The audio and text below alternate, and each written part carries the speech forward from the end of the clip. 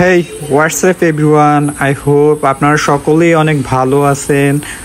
So আজকে আমরা আপনাদের মিরপুর 11 মেট্রো স্টেশনে দেখা হচ্ছে আপনাদের সাথে। মিরপুর 11-তে পল্লবী।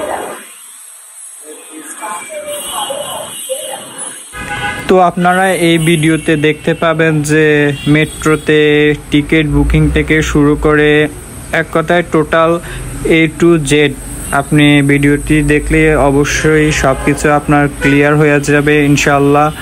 সো মনোযোগ দিয়ে দেখতে থাকুন শেষ থেকে শুরু পর্যন্ত, আশা করি আপনার কাছে ভালোই লাগবে। তো লেটস গো। দুঃখিত, এটা হবে বেবি, শুরু থেকে শেষ পর্যন্ত দেখতে থাকুন। তো আমরা এখন টিকিট কাউন্টারের দিকে যাচ্ছি। সো টিকিট বুকিং প্রসেসটা একটু মনোযোগ সহকারে দেখুন।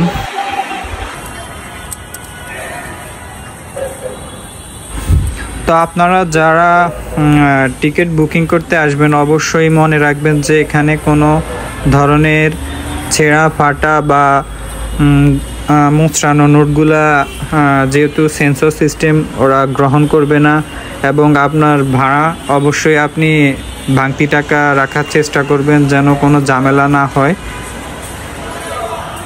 আর পাশে যে বুথটি দেখতে পাচ্ছেন, চাইলে আপনি এখান থেকে যদি ভাঙতি নিতে চান বা তাহলে ওই কাউন্টারে যোগাযোগ করতে পারেন, বা যে কোনো সমস্যা ওইখানে যোগাযোগ করে ওনার সাথে কথা বলতে পারেন, আশা করি সমাধান পাবেন।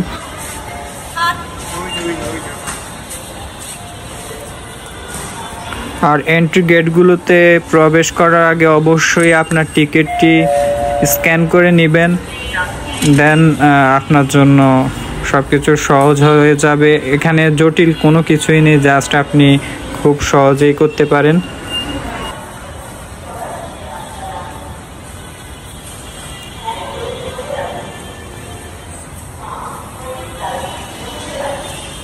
আর বিশেষ করে চলন্ত সিঁড়িগুলো ব্যবহার করার সময় মহিলা বাচ্চাগুলো একটু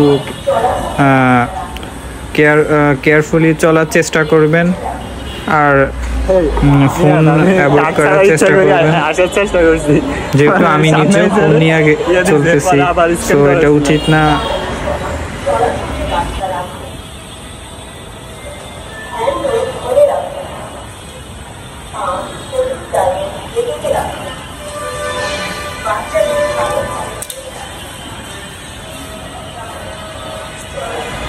তো অবশেষে আমরা স্টেশনে পৌঁছে গেলাম। এখন ট্রেন আসার মুহূর্তের জন্য আমরা অপেক্ষা করতেছি। প্লাস মেবি সামনে কিছু জাপানিজ ভাইয়া এবং আফুদের দেখতে পেলাম, জাস্ট ওরা দাঁড়িয়েছিল, মেবি ট্রেনের জন্য অপেক্ষা করতেছিল।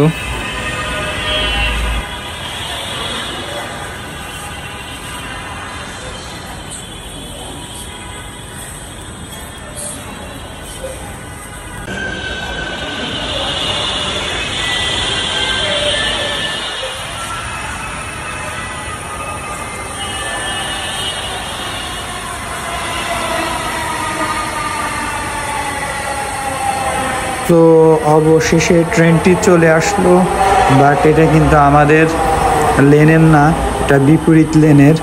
সো আমাদেরটাও কিছুক্ষণের মধ্যে ইনশাল্লাহ চলে আসবে। সো দেখতে থাকুন। তো আপনাদের কাছে ভিডিওটি কেমন লেগেছে অবশ্যই কমেন্ট করবেন, প্লাস শেয়ার দিয়ে আপনার মতামত জানাতে ভুলবেন না। আল্লাহ হাফেজ, টাটা।